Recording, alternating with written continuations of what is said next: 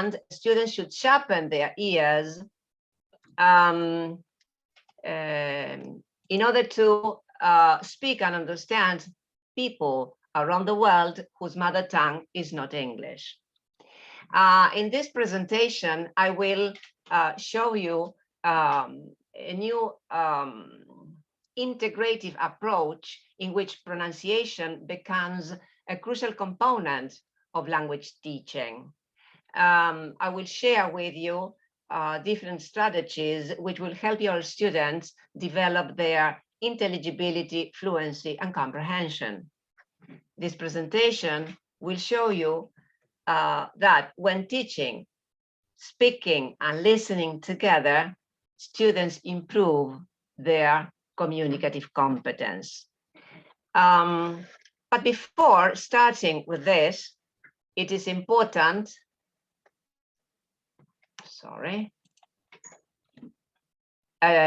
to start connecting the dots. I'll ask you 3 questions. You can write them in the chat box and I will read them. Kesha, please, if you can read them to me. The first question is, what is the function of language? One word. Let's see if I can see the chat box. Kesha, you read them to me if you can.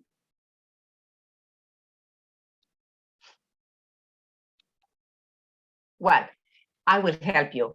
The function of language is easy. It is communication, right? Remember that 90% of what we do in our daily lives is closely connected with communication. And we need to highlight 2 important functions of language.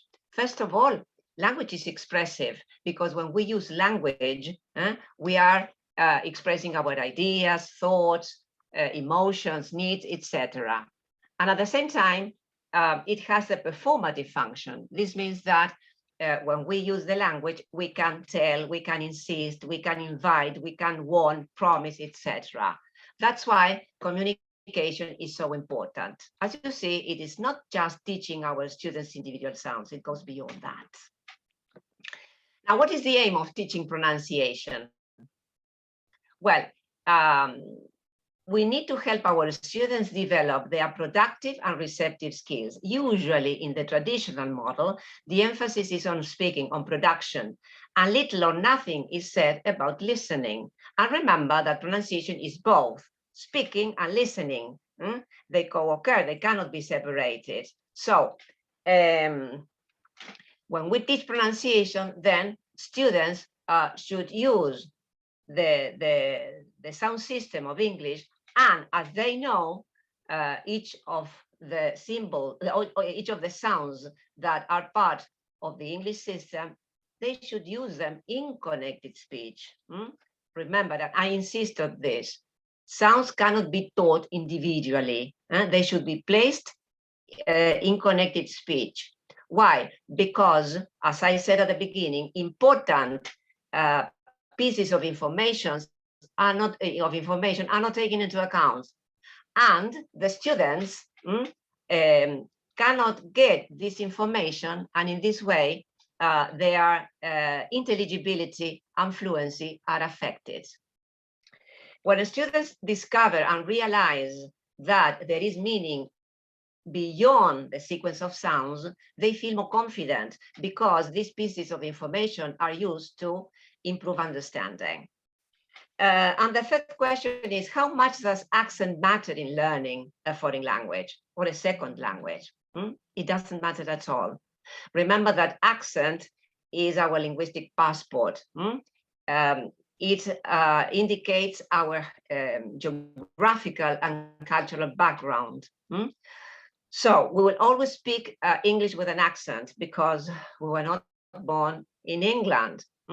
So we should be proud of our accent. And remember that accent cannot be improved. On the net, there are courses which tell us that we should follow these courses because we will be able to speak like native speakers. This is a complete lie. We will never be able to speak like native speakers. what we can do is to improve our pronunciation, but not our accent. Our accents are part of our identity. Okay, let's move to the next one. Normally, I use this comparison with my students in order to show them how important connected speech is when we are talking about sounds. So I ask them, what do fish need to keep alive? Water. What about humans? Air. Right. So sounds need connected speech. Why? Because they become fully meaningful. Connected speech is their natural environment. It is their home. That's why once the student knows the sounds of English, they should be used in connected speech, because when they occur in connected speech, there are certain processes and differences in meaning that are present. And in the way pronunciation is taught now, the students are missing important information. When they get this information, when sounds are used in connected speech, they discover how important this aspect of pronunciation is, because they become more confident, because they can understand better using the information that is not shown just by teaching individual sounds. Now, the aim today is to help students understand and be understood. So the target should be intelligibility. This means that when intelligibility is the main aim, the students should develop production and receptive skills. This means that pronunciation based on individual sounds is no longer possible. We are in the 21st century. We are having a language that is spoken around the world. So the students should be prepared to understand the type of English that is spoken at the moment. So for that, they need to be able to consider that pronunciation is not just individual sounds. Pronunciation is not the mastery of a list of sounds or isolated words. It is concerned with learning and practicing the interrelatedness of various aspects of speech. For that, the students need to develop a listener-friendly pronunciation. And what is it? Very simple. When the speaker speaks clearly, the listener understands clearly. This means that production and reception merge into a listener-friendly pronunciation. So our aim as teachers is help students develop a listener-friendly pronunciation. And when the students know that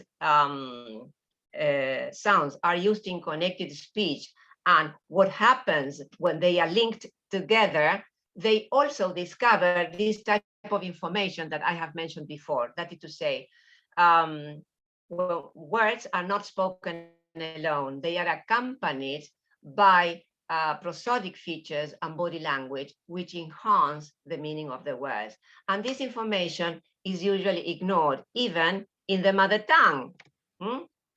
Imagine when students are learning a foreign or a second language, they need this information. They feel more comfortable when they know that they have more elements to understand what is being said, not just the meaning and pronunciation of words. This is not enough for comprehension.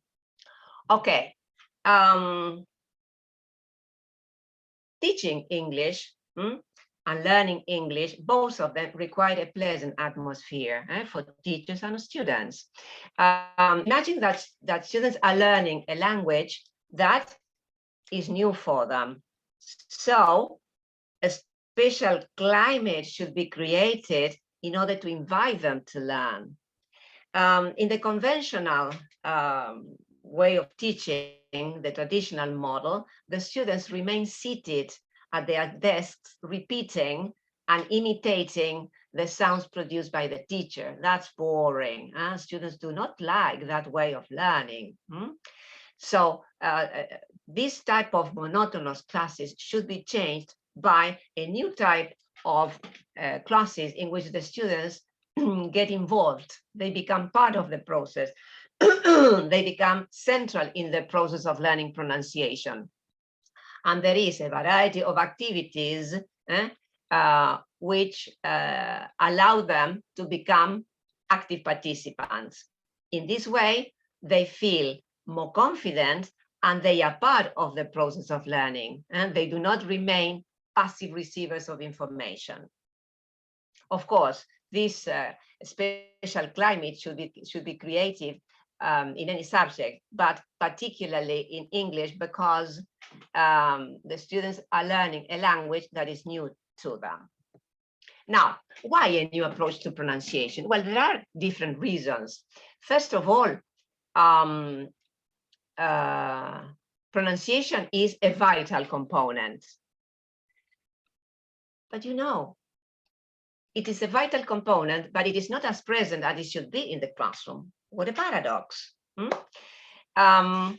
This means that we need to rethink the way we are teaching pronunciation. Remember that, as I said before, that it hasn't got a place in the process of teaching, right?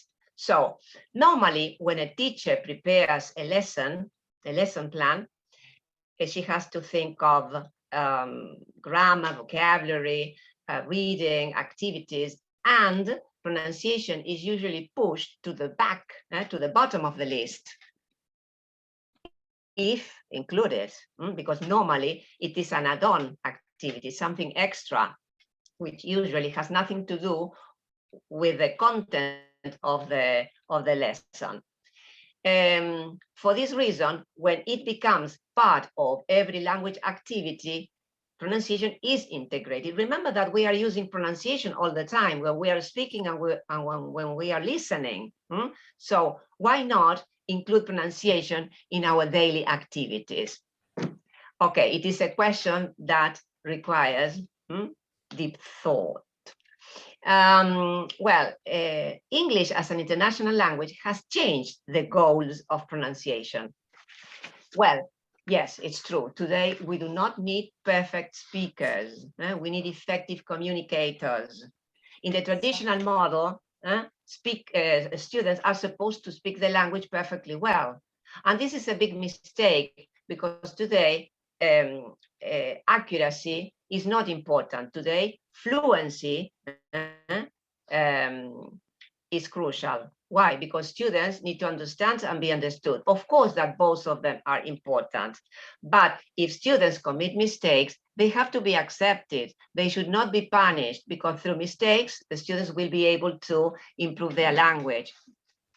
This means that students, in order to be able to use the language effectively, they need to use it in communicative activities. Normally, when there is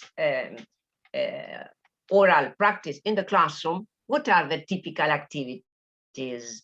Remember that answering questions asked by the teacher and reciting the summary of a lesson, both of them are not examples of communication. The students are not communicating anything. They are just repeating like a parrot, because normally the questions that are asked by the teacher, what is the aim? Checking understanding, checking comprehension, right? Well, so we need to start thinking the type of activities that should be given in the classroom in order to help students develop communication skills and interactional skills. Well, English as a global experience. It is a global experience because it is present all over the world. This means that English is not restricted to England. It belongs to the world, because there are more non-native speakers than native speakers. And statistically speaking, students are more likely to use English with non-native speakers around the world. Remember that 80% of world interactions around the world take place in English. So this is the type new of English that students should learn. There is more flexibility because accuracy is not as important as it used to be. Of course, that students learn how the system works, how to use the language properly. But if they commit mistakes, well, let them commit them. The thing is that you should encourage them to use the language in the classroom communicatively, not just answering questions or explaining something they studied the previous lesson. This is repetition. And when we are using the language, we need to be creative, and they have to use all the devices at their disposal in order to keep the conversation going. This is communication. And at the moment, we are not helping our students to communicate effectively because important aspects of speech are ignored. Well, then intelligibility and communication effectiveness are the aims today. And here, exams are a very good example.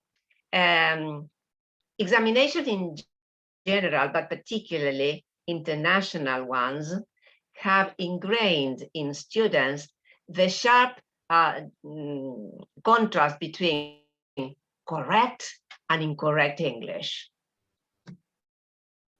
I think that today we need to change the way examinations are proposed to students. Why? For example, the oral part has already been changed. Remember that some years ago, students were supposed to speak like native speakers. Well, this had to be changed. Why? Because the new regulation there is, well, students are supposed to speak effectively, to speak the language effectively. This means that what is now the focus today is on how the students are able to understand and be understood. But they should be able to understand people speaking English around the world. We shouldn't forget this. Well, pronunciation should be used in communicative context.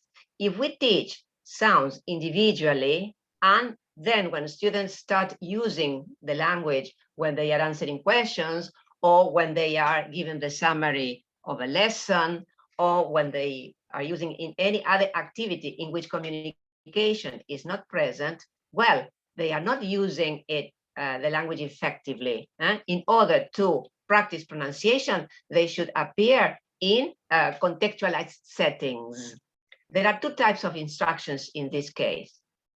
First, a micro level in which the students learn segmentals and suprasegmentals. That is to say, they learn the sound system and also what happens when they are used in connected speech and the meaning that is present beyond the sequences of sounds. That is to say, when we are using the language orally, we use gestures, we use different tones of voice, the movement of the voice changes according to the meaning I want to convey. So that information is crucial but ignored.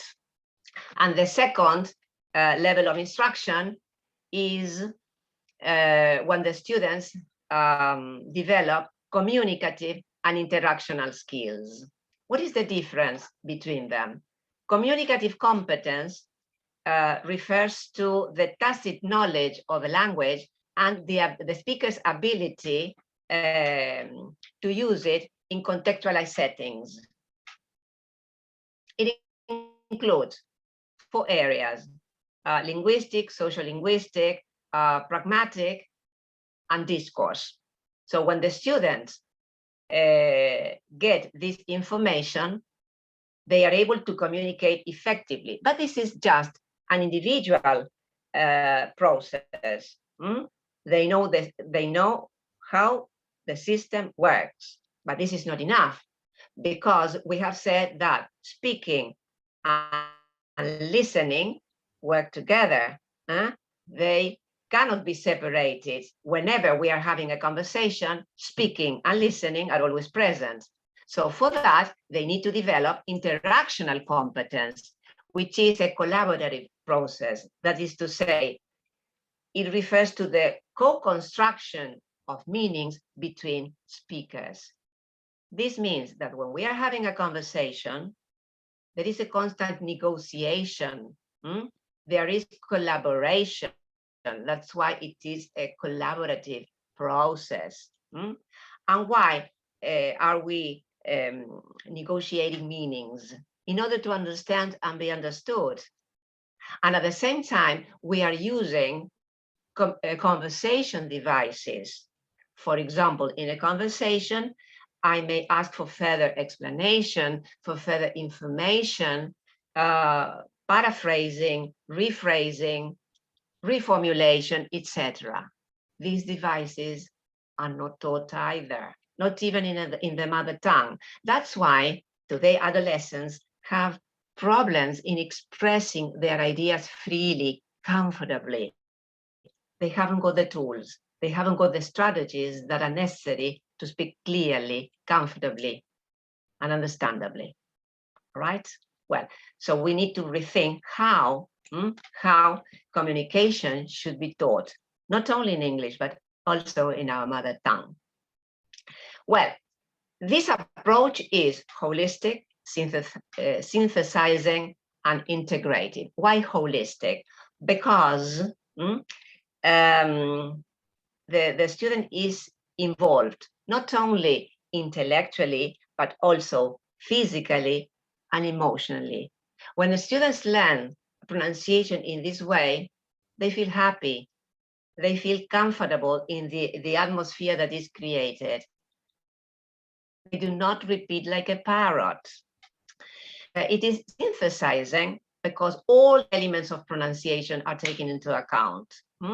Sounds and information that goes beyond the sounds themselves.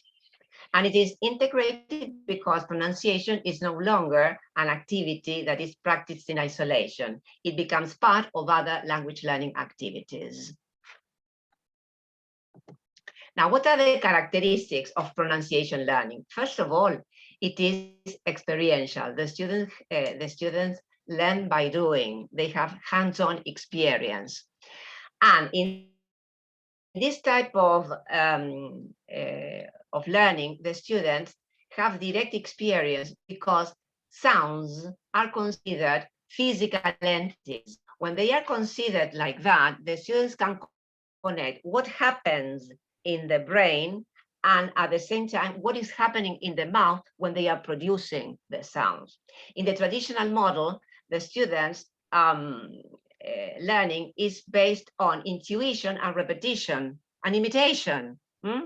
So it's not nice to learn a foreign language or a second language like that when they know what is really happening in the mouth without theoretical explanation, because you show what is happening. It's a question of showing, not of giving theoretical explanation. This is for students at teacher training colleges. Well, they need to know that pronunciation is a skill. Pronunciation is muscular. It has to do with what is happening in the mouth when we are producing sounds. Isn't it great? It is insightful because the key is awareness, not repetition. And for example, we can use our bodies to show how a sound is produced. That's why I insist, no theoretical information. That is not necessary. The students use their senses to interpret how sounds are produced. For example, suppose that the students are having problems to produce the initial sounding day. So I may use my hands and say, okay, this is the hot palate and these are my teeth, okay? Well, this is my tongue, okay?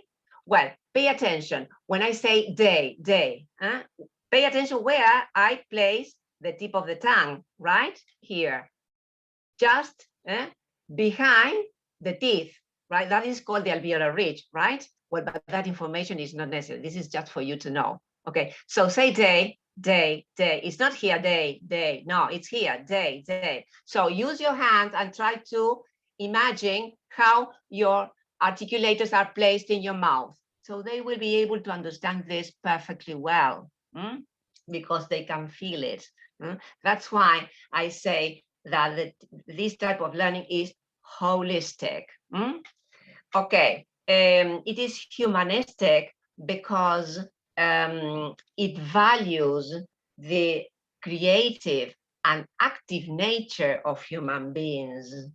When students learn pronunciation in this way, they feel comfortable, they feel motivated, they feel curious because they want to know how sounds are produced individually, but now what is happening when they are used in connected speech? Why in this sequence this happens, but this is not present when we have another sequence? Curiosity is present. And remember that when curiosity is in the classroom, learning takes place successfully.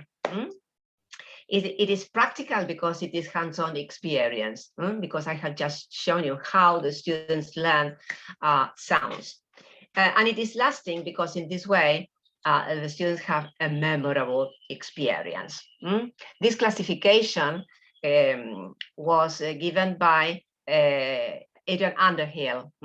He's a phonetician and he's great for me because he has written a very important book I use with my trainee teachers.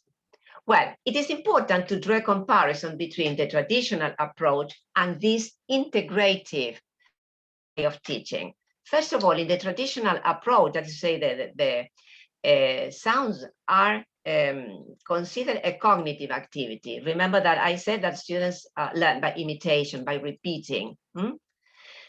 So what do the students do? They repeat isolated sounds and words, but they are never are used in connected speech. And when they are, nothing is said about what is really happening. So sounds are disconnected from reality. The emphasis is on segmental accuracy. And today, remember that the length, for example, in a long vowel may vary from speaker to speaker, of course, it does. But the variation now is greater between speakers whose mother tongue is not English. That's why today there is more flexibility. The focus is on speaking.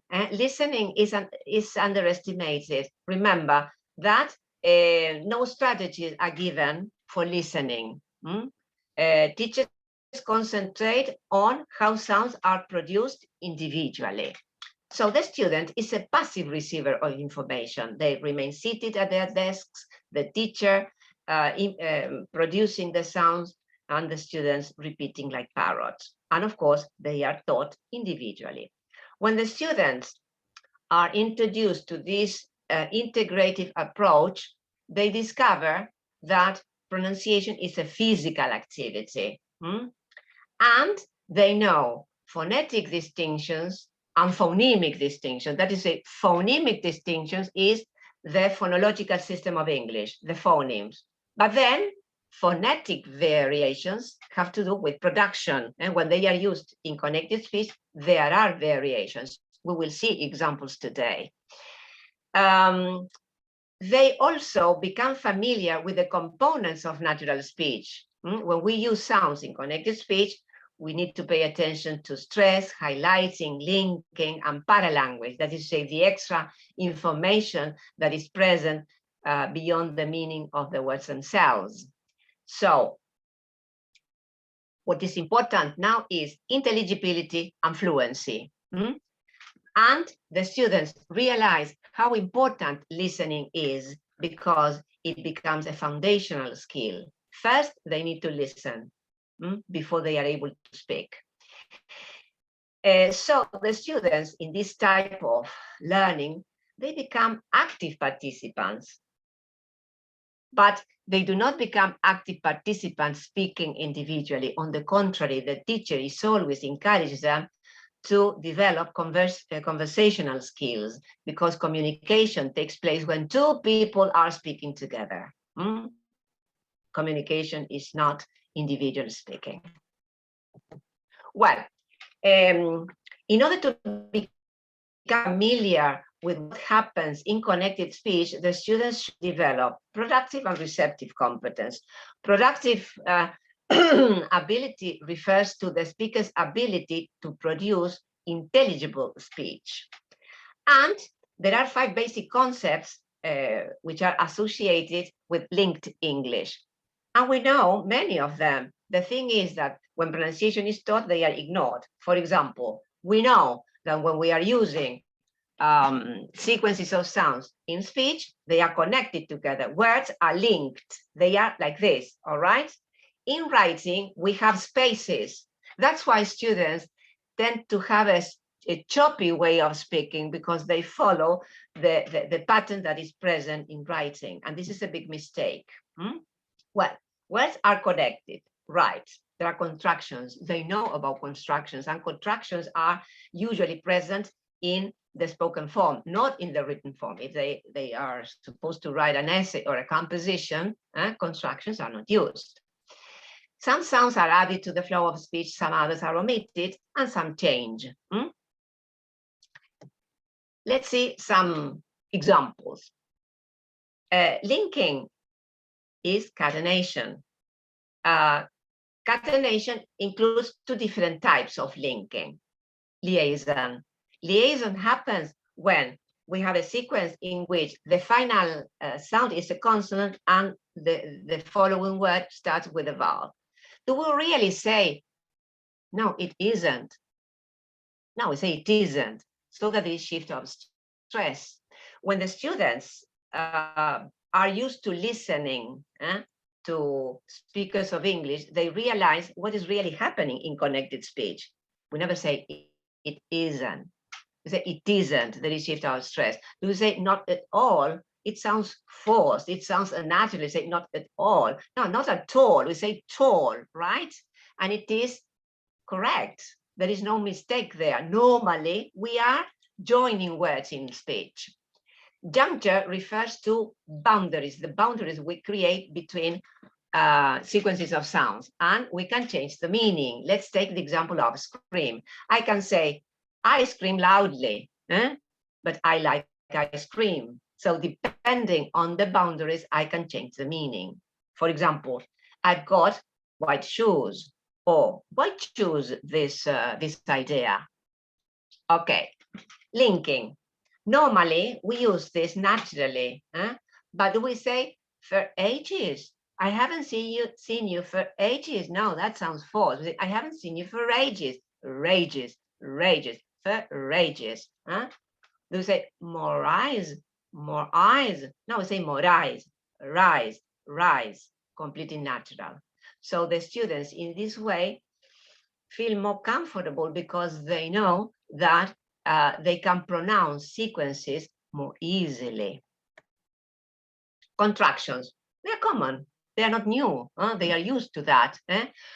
Probably what may not be familiar to them is Captain Sosa, when the conjunction and is fully reduced.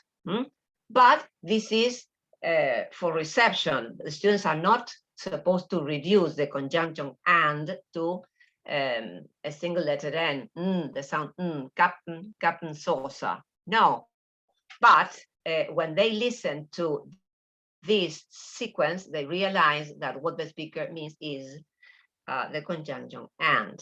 Elision. Elision is another phonetic process that is normally produced. Why? Because we use these processes to economize effort, to facilitate pronunciation. And this is not taught to our students. That's why when they learn the past tense of regular verbs, they try to include the t or the d sound, because this is what the teacher has told them.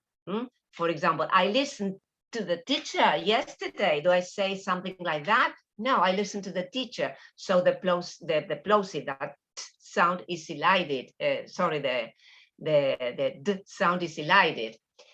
Do we say don't read? Don't read. No, don't read it. Stop talking. We never say stop talking. It sounds forced and natural. For example, the sound in he, when it is used in connected speech, is normally dropped. And you may listen to speakers saying, is he busy?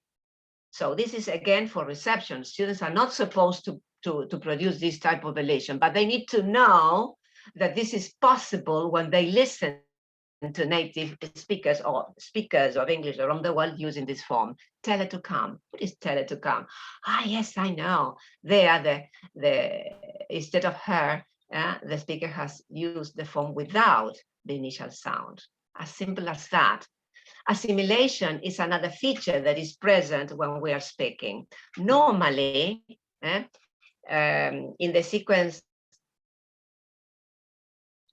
unboarded, the sound is pronounced like that because it is followed by another sound that is alike because it is produced with the lips. B, b, So it is easier if I say unboarded, not unboarded. In not. I never say unboarded unless my way of speaking is very careful. So I will produce every single sound perfectly well. But normally we do not speak like that. We have our own rates. So in class, we never say in class. When we have this sequence, normally the k sound influences the n, and both of them are pronounced in the same way with the back part of the tongue, and we can feel it. And this is the physicality of the sound. The student can feel that the n sound is produced in the back part of the mouth, in the same place where the k sound is produced in class. That pet. Well, another case of assimilation is when we say, can't you see, don't you? This is very common, and normally non-native speakers tend to produce this form of assimilation.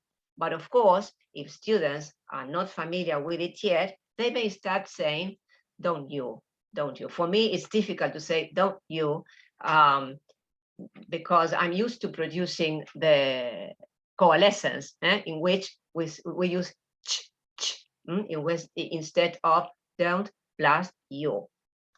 Okay, well, receptive competence is also important because it refers to the ability to understand what is said. Well, listening, students need to understand, of course, first of all, the teacher should include listening in the process of learning. As I said before, speaking and listening should be taught together. They cannot be separated. At the moment it is, and the focus is on speaking. And I insist on this because after this webinar, you will reflect on what you do in your classroom. And in this way, you will be able to start probably reorganizing your teaching and start a different way of approaching pronunciation. Listening. Students need to know that listening is as important as speaking, and it is a vital skill. It is the skill of understanding spoken language. Very important. And the heart of learning a language is listening. And it is the first skill in life. Babies spend around a year or a year and a half listening to their parents and members of the family. During that time, they listen not only to the words they produce, they also pay attention to the emotional load that is accompanied there. And at the same time, they learn also the gestures that their parents use when they are talking to them. So gradually, they are able to see the difference between, come on, finish your food, I have to go back to work, and come on, my darling, finish your food, I have to go back to work. Completely different. So gradually, when they start speaking, they also use words accompanied by these emotions, by this body language, so that they start using the language with this extra information that is present in speech. Well, it is an active process. Students today know nothing about listening. When they discover the importance of listening and what it does in the process of communication, they're really amazed. Well, why is it an active process? Because it has an interpretative function. We are performing three different processes when we are listening. First of all, we understand the sequence of sounds and the meaning of words, number one. Number two, we interpret the tone of voice that is accompanying the words. And number three, we recognize the body language that is used. Three processes performed simultaneously. When the students develop productive and receptive competence, they improve their intelligibility, that is the ability to produce clear sounds, comprehensibility, the ability to understand what is said, and interpretability, the intention of the speaker. Because when I say, come on, finish your food, what is there? There is an implicature. And there is an implicature when I say, come on, finish your food, right? So when we are speaking, interpretability is also important, but at the moment it is ignored. I need to know the intention of the speaker. Remember that when we say something, there is always an intention. Well, that intention should be interpreted by the listener. Well, when we develop this receptive competence, we become good listeners. And in this way, we become effective communicators. Why? Because we are paying attention not only to the meaning of the words, we are paying attention to that meaning that is behind the words themselves.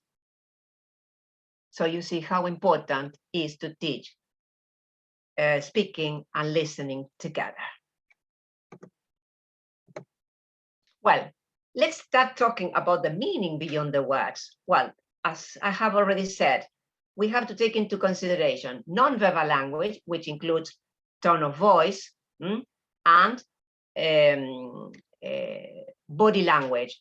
Body language refers to the facial expression. You know, when we are talking, imagine, well, I'm using body language all the time, so this is characteristic of my way of speaking. But normally, even if you are a quiet speaker, you tend to use body language. We cannot express ideas without using our bodies. We cannot express ideas without the company of tone of voice and prosodic features that say rhythm and intonation. They are always present. And according to a study, 55% of what we say is expressed through our bodies. 38% by the tone of voice, and only 7% is restricted to words. So you see how important this extra information is when we are speaking. But today, students know nothing about it. So they should be trained to be expressive when they are communicating meanings, but when they are in interactions, involved in an interaction. Okay. They need this suprasegmental information. This suprasegmental information is the one that goes beyond the meaning of the words themselves. And what are they? Well, rhythm and intonation. Normally, rhythm and intonation are not taken into account because teachers usually think that they are difficult to be explained. They don't know how. And of course, no theoretical information should be given. Rhythm and intonation should be used in connected speech. They should be shown through practice.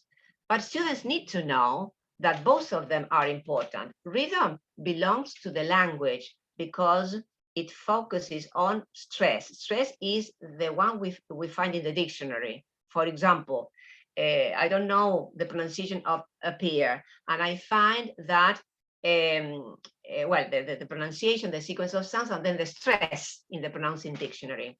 So that stress is part of the language. I cannot change it. I cannot say apia because I want to change the pronunciation. No, it is part of the language. And a rhythm concentrates on important words. Rhythm is concerned with a sequence of stressed and unstressed words. And It concentrates on important words, lexical words, those which carry meaning. Intonation, on the other hand, focuses on accent. That is to say, that accent belongs to the speaker. The speaker decides which word is accented in order to convey a particular meaning. That's why it focuses on meaningful words. For example, we are having a conversation, you are writing down the names of the people you will invite to your party, and I have a look at your list. I have not been included. So I may say, I want to go too. You see, it is highlighted. Normally, pronouns, auxiliaries, prepositions, conjunctions are used for linking words, and they are not important. But depending on the meaning I want to convey, they may become highlighted. So what is the meaning? I want to go. I'm not in your list. Come on, add it, please. You see. But I could have said, I want to go. I want to go too. So as a speaker, I decide which words are important to help my interlocutor understand my intention, what I want to say. That's why rhythm and intonation organize the information, and they are key components of effective communication. That's why they cannot be ignored. They should be introduced naturally. They are easy to be taught, because if you explain, I'm going to give you some activities today. If you explain this to your students in the simplest way, they will be able to understand, and they will know when to highlight a word, when to concentrate on an important word, when to make the necessary pauses, etc. Well, but there are, of course, certain pronunciation barriers. But they can be fixed very simply. Let's see how. One of the problems we are having at the moment is that our students are learning English through their eyes, not through their ears. Why? Because they are used to writing. They are more familiar with the written form of the language.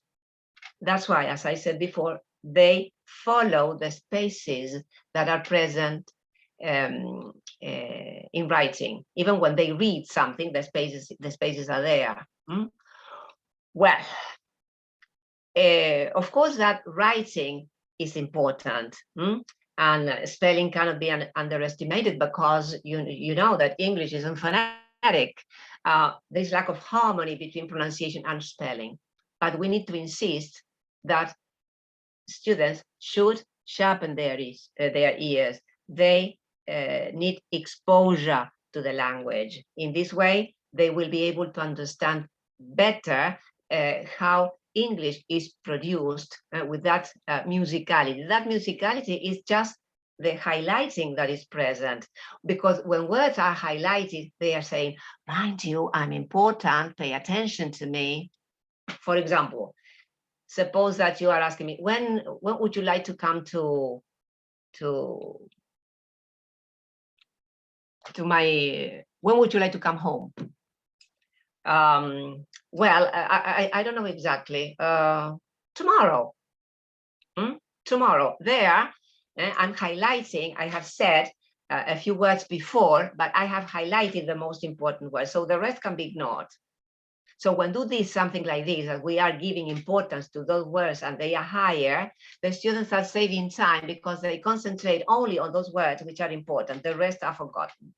So this is why this type of integrative approach, when we concentrate on connected speech, is so amazing, because today's students are not given any strategy to be able to become effective listeners. So they tend to understand every single word that is said. So it's very complicated, because the brain can process pieces of speech. It cannot understand speech in another way. So that's why when we are speaking, we produce sequences, segments, chunks. Well, another problem is simplifications. We know that when we are speaking, there are different types of simplifications. For example, they are phonological, they are phonetic. Well, yes, phonological because we have different sounds. They are phonetic, morphological, pragmatic, syntactic. Gradually, as they become more confident with the language and they have a better command of it, they start using them. But the thing is that they know that these reductions are present. And when they start having exposure to the language, they realize that they are part of everyday language. Well, another important barrier is chunking, and I usually compare speech with a bar of chocolate. Chunking means section, means segments. This means that when we are speaking, we do not speak in individual words. We speak in chunks. We produce segments. Another word for that is breath groups or thought groups, tone units, different names to refer to these individual sequences. Why? Because the brain, as I said before, can process information in this way. It cannot process individual words. Well, why a chocolate? Because a piece of chocolate, is divided into pieces. And speech is also divided into pieces or chunks. When we are speaking, our interlocutor is trying to understand what is being said. So what I need to do in order to facilitate his understanding is to divide my speech into meaningful sequences. And whenever I produce a meaningful sequence, I will highlight one or two words for him to pay attention to both of them or to the only one I have highlighted and forget the rest. So in this way, we save time and understanding takes place more effectively. And of course, another barrier is learning rhythm and intonation. Well, rhythm and intonation, I always compare that with a roller coaster.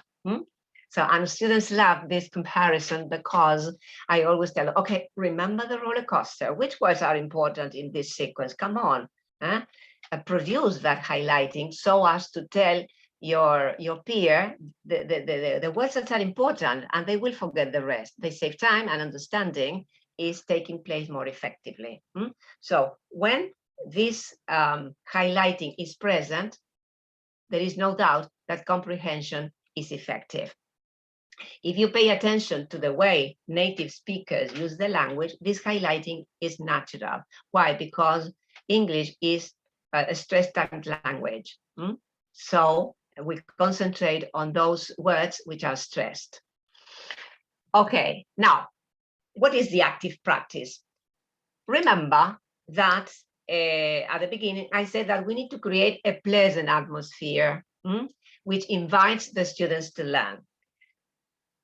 But also, when we are teaching pronunciation, certain physical warm-ups are necessary. Why? Because warm-ups prepares the students physically and mentally. A balance is created between the body and the mind. In this way, the students are better prepared because remember that they have to start a language they are learning. Well, there are different types of warm-ups.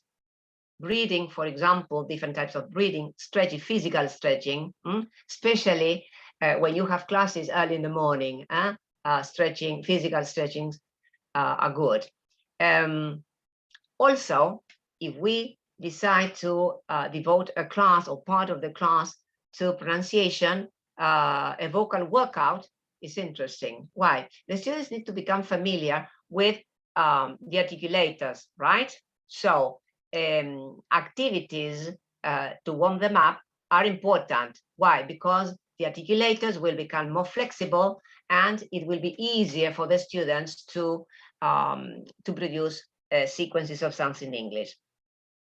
Different activities you can do at home. There are in the class, sorry, they can do them at home too, because normally the students do them because they always tell me, oh, Patricia, you know, I started doing the activity with my tongue you gave us the other class. One example. Remember that the tongue is the most active articulator of them all. Most of the articulators are carried out with the tongue. A very effective exercise is to move the tongue in different directions within your mouth, like this. In this way, the tongue gets warmer and ready for all the articulations. Another one is to warm up the muscles around the lips. You push the lips forward and then you spread them like this. Or you can tap your cheeks like this, or a gentle massage will be enough. And then your articulators are ready and your students can pronounce sounds better. And they love this type of exercises before starting. Brain gym, well, they love it because here we have coordination exercises. And here the brain gets alert and ready for the process of learning. Something very important, and they are not as usual as they should be, are brain breaks. Suppose that your students have been working for 40 minutes and you suddenly say, okay, stop. Now stand up and start dancing, singing, playing a game, or you invite them to do something completely different from the activity, from the previous activity. Why is this so?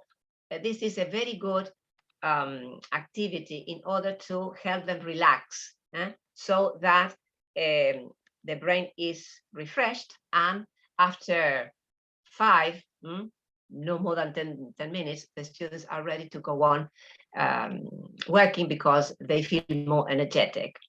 They cannot work for 60 minutes. I don't like that way of making them work. I prefer stop the class and do these sort of activities because, first of all, they have fun, and then they feel better because remember that the span of attention is short, and when they have to think hard and they have to make decisions in the activity they are doing, well, they get tired. Well, give them the chance to recharge their energies and finish the activity correctly.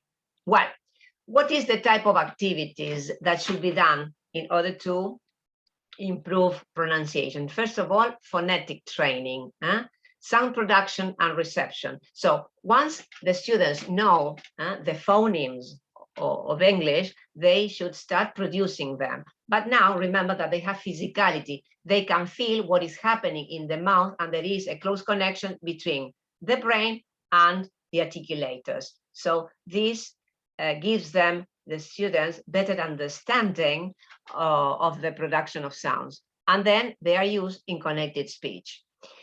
So prosody training then, sounds in connected speech. And at the same time, they develop communicative and interactional competence.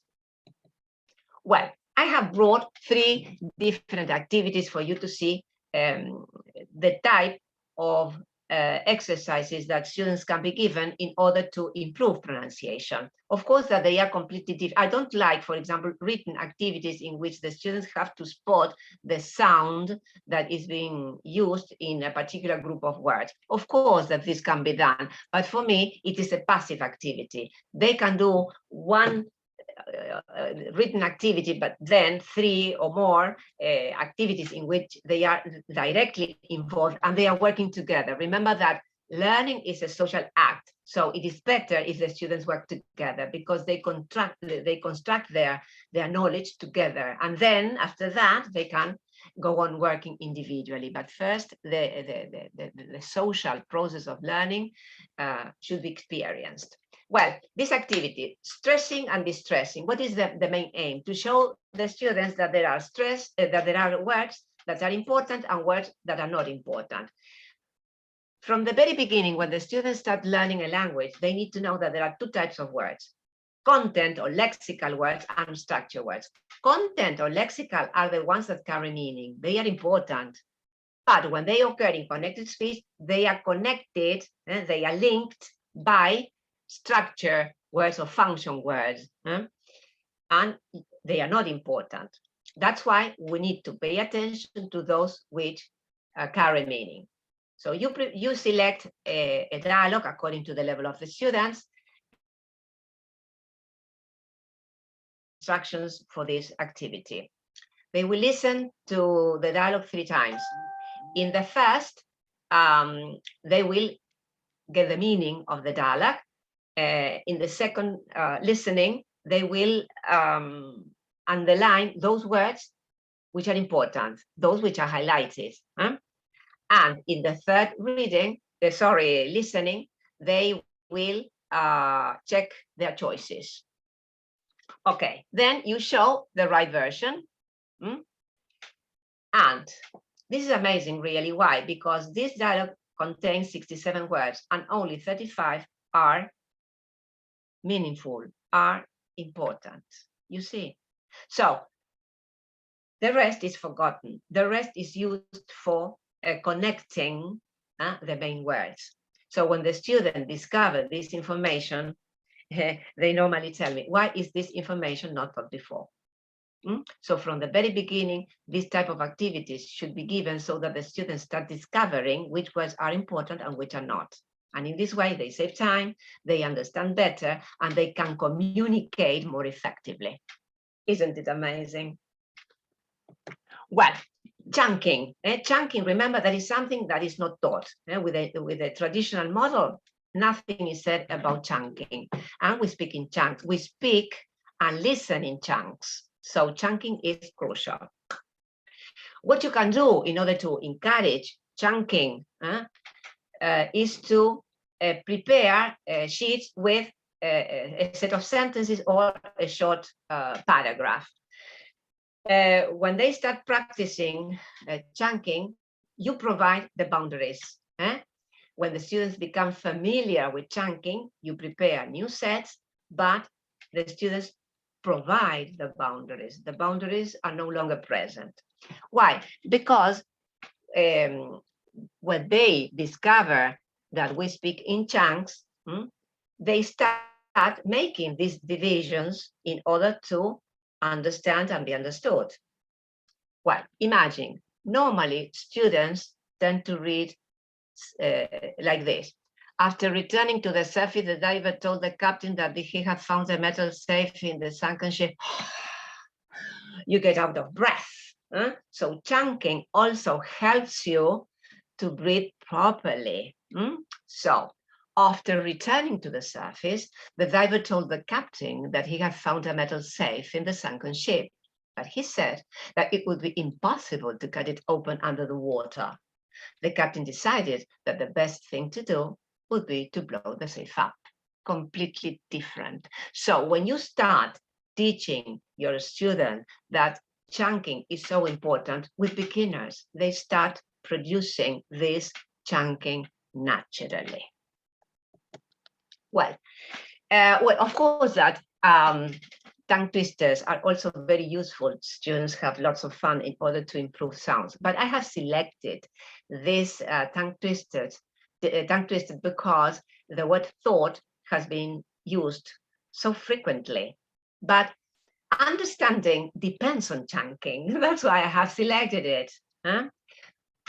If I read this twisted like this, it is nonsensical, there is no doubt. Listen to me.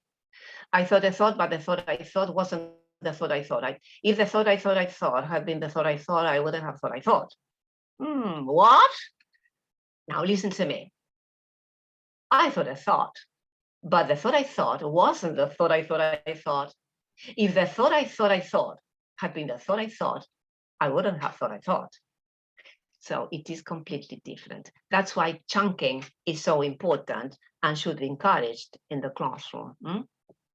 Well, the type of activities, well, I use drama. Drama is the tool to develop communication skills. Why? Because it has a variety of activities in which both verbal and non-verbal language are included. Students need to know that verbal language is very meaningful, and as it is not taught in their mother tongue, sometimes they do not know how to use emotions, for example, through body language. Well, for verbal activities include the one we use in the classroom normally, discussion, role-play, simulation, brainstorming, group story, minimal prayer, improvisations. All of them are welcome, because when the students use this type of activities, they will be applying their communicative and interactional competence. Non-verbal activities are also very important, because first of all, the students should be able to apply, for example, emotional load to words, or they will have to decipher the meaning of body language, or a sketch in which spoken words are not present. Or for example, to tell a story using body language. So there is a great variety of activities in which body language can be practiced. So my advice is use drama. Well, you know that I'm a fan of drama, because it is, for me, it is the tool because of the results. The students, remember that it's used for consolidation, is not used for presenting new material, but the students are able to experiment with language using drama, and it becomes a memorable experience. That's why I always advise drama. Well, in sum, pronunciation should be presented in an integrative way. Connected speech is like learning to dance without music. So when sounds are taught individually, we are missing an important part of what is happening. Well, thank you very much. I would like to listen to your questions now, and any doubt that you may have related to teaching pronunciation. Or probably in the future, we could have a roundtable session discussing pronunciation issues. Keshav, over to you. Thank you, Patricia. Thank you very much. Yeah, it's a wonderful session that we had. We don't have many friends here. I think there are 7, 8 people. Okay, let's hear from dear friends. Can anybody share something? How do you feel?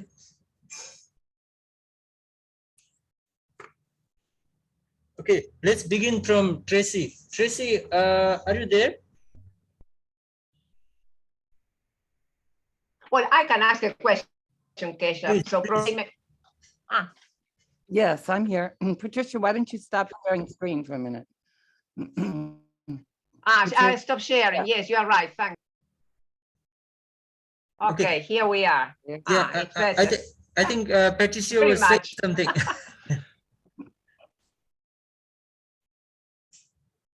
No, Tracy. You know, Patricia and I are right on the same wavelength, as you know, Keisha, being that's one of the reasons why I am so adamant about trying to get the GMRT global, because it's for a number of reasons. It does work with and teach all of those pieces that Patricia's talking about. The pronunciation, chunking is found oftentimes chunking when I'm trying to teach English more than helps them. On the individuals, I may use chunking or not chunking. But certainly when you're given an opportunity to read or listen and speak parts in drama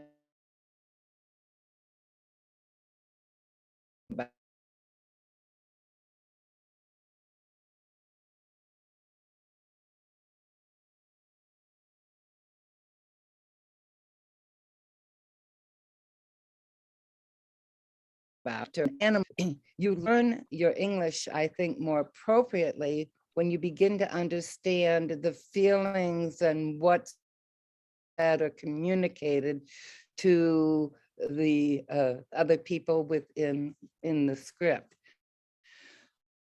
And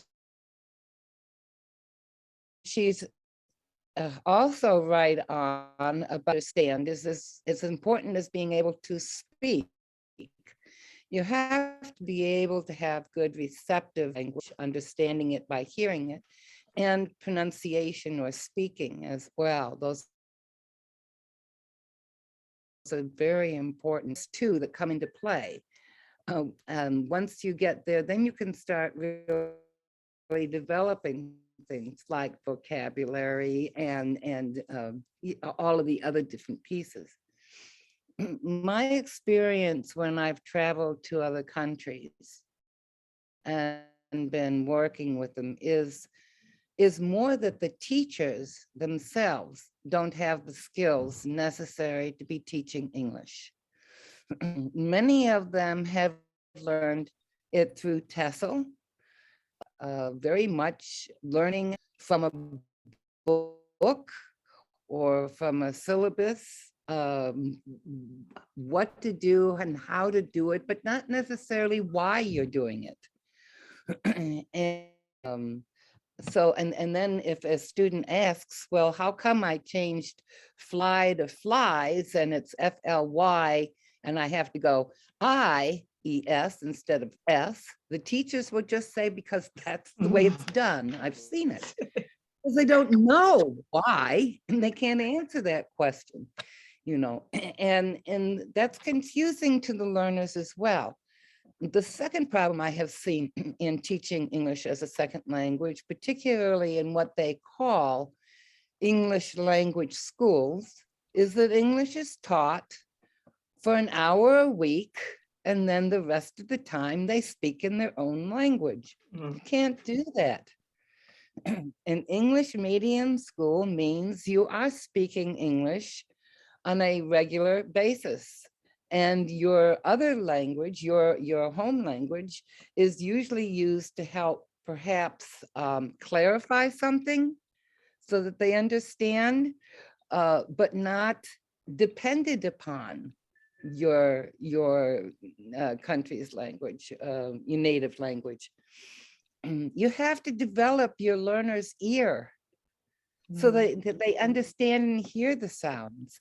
And if you watch when I speak or when Patricia speaks, we use our mouth, our tongue, you know, the whole thing. You can't speak like this so close, let's have people understand you.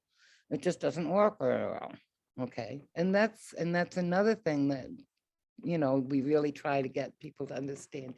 Use your mouth, exaggerate it if you need to. When you're trying to show them a sound, show them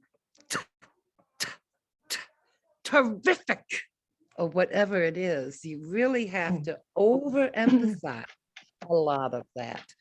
And then they'll start to pick things up.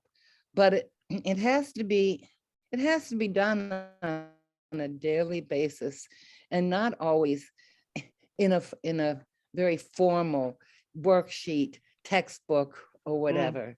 Naturally.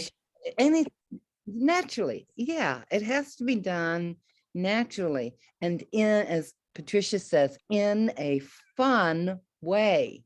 It has to be fun. And you don't want to constantly go back and say, well, this is the way you should have pronounced it, or this is the way it should have been done. It's better maybe to model it, you know, if they say something wrong, and to remodel it for them and then have them, but never to put them down, because I can tell you this, I have in my travels, many can understand what I say. Few will speak to me. Few will speak to me, whether they can or not, because they are afraid they will make a mistake. And I'm not just talking about kids. I'm talking about adults and teachers, Keisha, like we work with. They don't talk because they're afraid they might make a mistake. Oh dear, I might make a mistake. So what? Yeah. You need to take the risk. You need to do it, and you need to try. And that's what's motivational. You want to motivate them, excite them, get them to want to try. That's it's it. okay. Krashen says that mistakes are part of the process. It is natural to commit mistakes when we are learning a language. Like when we're learning anything. we commit mistakes. When we learn it. We commit mistakes in our, yes, we commit mistakes in our mother tongue. Why not in a language we are learning, or in a foreign language we are using? So they are part of the process. So he's to speak Spanish. So you see, if Krashen says that, so the problem is that teachers are afraid of committing mistakes, because they may think, oh, I'm a teacher and I committed mistakes. But we commit mistakes all the time, so no problem, because it is a way of improving and learning. It doesn't matter. And gradually we'll be able to reduce the number of mistakes. But sometimes in our mother tongue, we have doubts as regards the use of a preposition, or we are using a verb tense incorrectly, but we understood. Today, the emphasis should be on comprehension when learning a language, not on accuracy. The problem is that we are still teaching. We're in the 21st century and we are still insisting on accuracy. And what I've noticed is that teachers haven't got the necessary methodological preparation. They need tools. And especially if they study at the teacher training college, they get the information that it is not applied when they become teachers. So what's the use? That's why we need to insist on this, and we need to get together now that we have the possibility of meeting teachers from around the world and talk about pronunciation, because pronunciation is forgotten. Pronunciation is taught only one part, one section of pronunciation. What is it? Speaking, production. And what about listening? Students know nothing about listening, and they need strategies, as I said before. Yeah.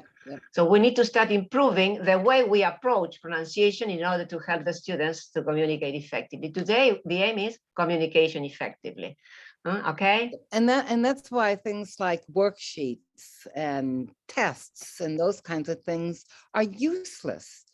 You know, so the student fills out and does a test and they get it back and there's circles around it that says wrong. They don't know why it's wrong or what. It's pointless. Mechanical. Yeah.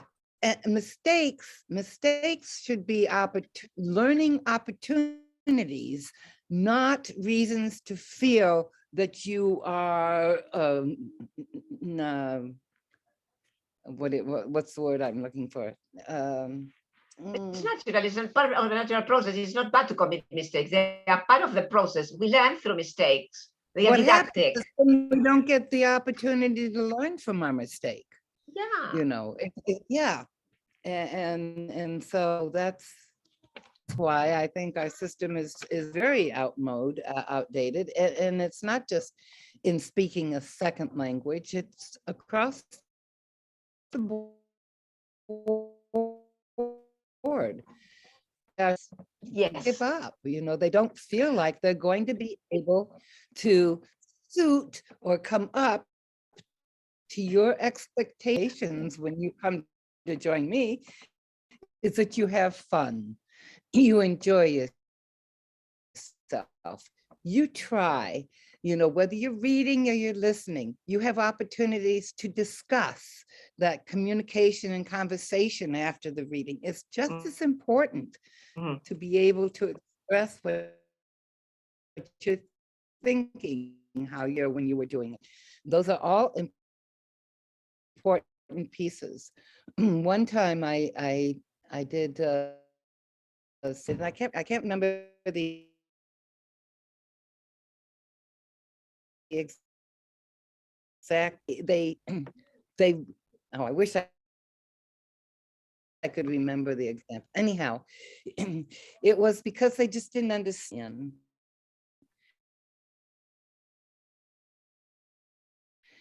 And so, all right, I understand now. Okay, and then we move forward doing something. And then I learned from that mistake. See, they all then are gaining some more information